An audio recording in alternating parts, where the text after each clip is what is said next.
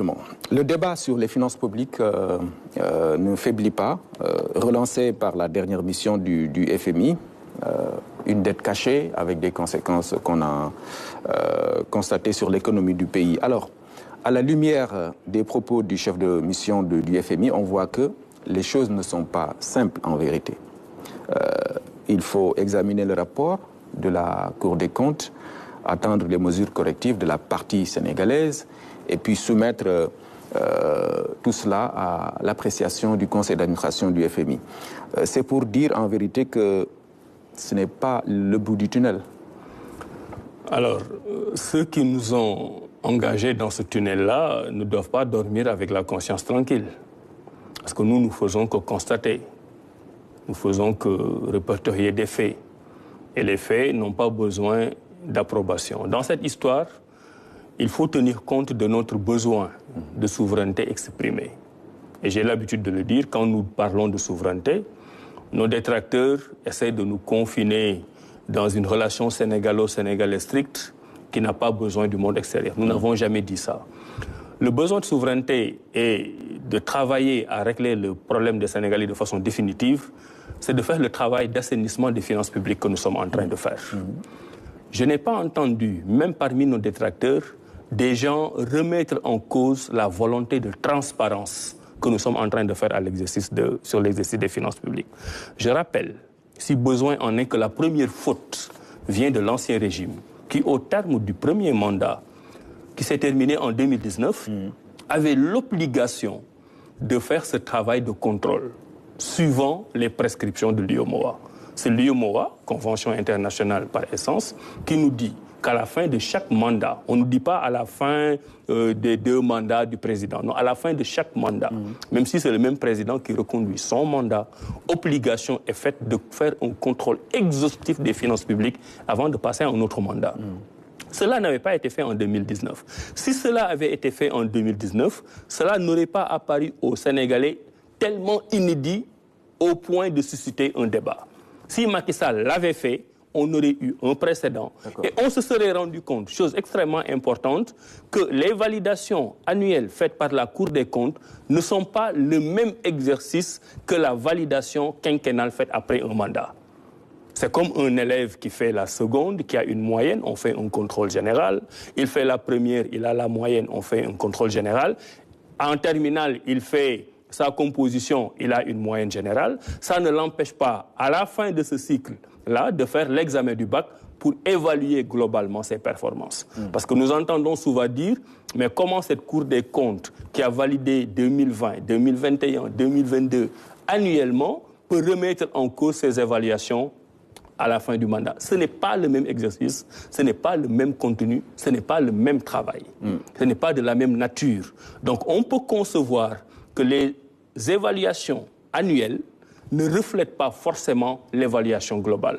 Un élève peut avoir une bonne moyenne en première, en seconde, en terminale et ne pas réussir le bac. Donc la première faute, c'est de la responsabilité de l'ancien régime qui, malgré avec ses obligations internationales, n'a pas fait le travail. Donc nous, quand nous sommes venus, on l'a fait. Et on mérite d'être félicité pour ça. On ne l'a pas fait, non pas parce qu'on veut faire de la chasse aux sorcières, mais parce que c'est une obligation internationale, parce que aussi, pour travailler à prendre en charge les intérêts des Sénégalais, nous devons savoir où est-ce qu'on met les pieds. D'accord, mais il y a un deuxième argument qui est dans la violation, disent-ils, du principe du contradictoire. Non, mais le principe, ceux qui le disent n'ont pas lu le rapport. Ou bien, bon, ils sont dans la politique politicienne. Mais dans le rapport, parce que là, on nous parle des autorités politiques. Mais moi, dans le rapport que j'ai lu, à chaque fois qu'il ait eu besoin de poser des questions à des membres de l'administration pour avoir leur version des faits, cette version des faits a été donnée, y compris pour des acteurs privés comme les banques, qu'on a été voir pour qu'elles donnent leur version des faits. Donc, le principe du contradictoire a été respecté. Le principe de faire cette reddition des comptes a été accepté. Mais après, qu'est-ce qu'ils sont venus nous dire ?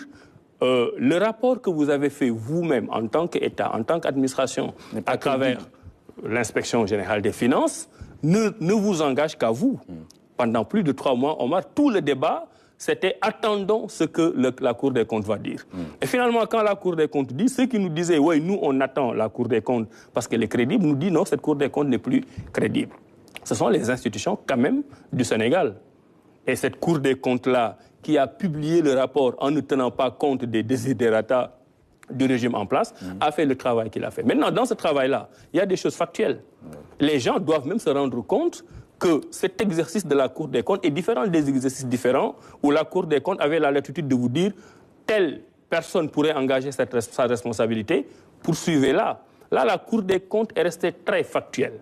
Et c'est au ministre de la Justice de tirer les leçons de tout ça. Maintenant, tout cela a été fait avec des institutions crédibles. Et qu'est-ce qu'on vient encore nous dire?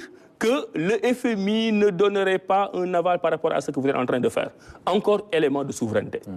Nous ne sommes pas en train de quémander au FMI. Nous ne sommes pas en train de quémander auprès de la Banque mondiale. Nous leur donnons la situation factuelle d'un pays qui s'appelle la République du Sénégal. D'accord.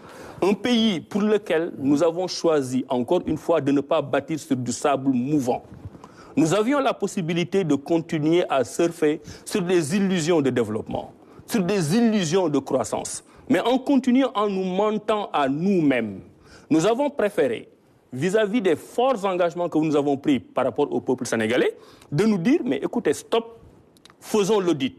Le risque, et nous sommes en train de le vivre, le risque, c'est une détérioration de l'image du Sénégal. Nous avons pris ce risque.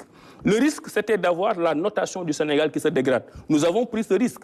Mais nous sommes prêts à prendre ce risque pour vivre des moments difficiles sur des mois, sur une année, mais le temps de refondre et d'éviter de bâtir sur du sable mouvant. Si nous ne l'avions pas fait, le Sénégal souverain, prospère et juste que nous voulons bâtir ne pourrait jamais être fait. Parce que cette dette cachée allait apparaître d'un moment à un autre. Donc nous avons fait le choix, à la limite sacrificielle, de refonder le Sénégal, de repartir sur de nouvelles bases, de repartir avec une économie réelle qui reflète la situation du Sénégal, de ne pas vivre au-dessus de nos moyens. Oui, de souffrir quelques mois, oui, acceptons de souffrir pendant une année, mais avec les nouvelles refondations, nous pourrons aller à la souveraineté alimentaire, nous pouvons aller à une surproduction en matière de gaz et de pétrole, nous pouvons aller à un meilleur enseignement supérieur parce que nous avons les fondements solides. Alors qu'avec l'ancien régime, les fondements ne pouvaient jamais être solides et que nous étions que dans des illusions de croissance et dans des illusions de développement. Maintenant, ce choix-là est un choix stratégique politique de la façon dont nous menons les politiques publiques en ayant l'onction du suffrage universel. Mais ce n'est pas à l'opposition de ce point de vue de nous dire quelle doit être notre méthode de travail. Oui, mais... Maintenant, nous assumons les risques, mais nous sommes convaincus que dans quelques années, nous pourrons bâtir le développement sur un fondement solide. Pour le Sénégal de 2050 dont nous rêvons. Oui, c'est une démarche de vérité assumée, vous le dites, mais quand même, le financement d'un nouveau programme, on l'a vu, sera conditionné. Et parmi les mesures correctives que le gouvernement sera appelé à prendre, on parle d'une suppression des subventions, notamment sur l'énergie et les denrées, etc. Ça aura un impact qu'il faudra également assumer du point de vue des conditions du Sénégalais lambda, par exemple. Mais nous assumons tout. À partir du moment où c'est nous qui avons impulsé cette démarche de vérité et cette démarche de transparence, nous savons qu'il y aura des dégâts collatéraux. Mais les dégâts collatéraux qui seront peut-être circonscrits dans un court terme, peut-être dans un moyen terme, mais avec la garantie d'avoir un Sénégal développé à long terme. Aujourd'hui, si l'objectif aurait été de capter des financements, coûte que coûte, mais nous n'aurions pas fait toute cette démarche. Si l'objectif était de dépendre du FMI, mais nous n'aurions pas fait toute cette démarche. Aujourd'hui, nous sommes conscients du fait de la diversification des partenariats, de la diversification des sources de financement. Des portes vont se fermer, d'autres fenêtres vont s'ouvrir. Et au fur et à mesure que nous aurons pris la mesure de notre économie, encore une fois, pas sur la base d'une illusion de croissance, mais nous pourrons nous-mêmes impulser la façon dont nous gérons notre propre développement. Cet argent qu'on nous donne à gauche et à droite, ce n'est pas des dons qu'on donne au Sénégal. C'est de l'argent que le Sénégal doit rembourser. J'ai l'habitude de dire, et je l'assume, qu'autant le Sénégal peut avoir intérêt à bénéficier des fonds du FMI, autant le FMI a intérêt à travailler avec un pays crédible qui s'appelle le Sénégal. Et il y a d'autres sources de financement. Vous venez de voir qu'on est en train de lancer l'emprunt obligataire. Mais c'est une façon d'amener les Sénégalais qui n'ont pas forcément la culture de l'épargne à garder encore un peu plus un surplus d'argent pour participer au développement de leur pays. C'est balbutiant. Ça débute, mais ça donnera les résultats escomptés. Nous attendons énormément et beaucoup du secteur privé qui, de plus en plus, va gérer les marchés publics de l'État dans la dimension de ses compétences. Et c'est ce secteur privé-là qui va gagner de l'argent des marchés publics, va réinjecter. Donc il y a plusieurs sources de financement. La source de financement du FMI en est un. Le FMI reste un partenaire majeur, fiable. Nous travaillons avec eux, mais sur la base de notre propre souveraineté. Et je suis sûr, en entendant M. Gemayel parler, que des solutions vont être trouvées pour que le Sénégal continue à être un partenaire.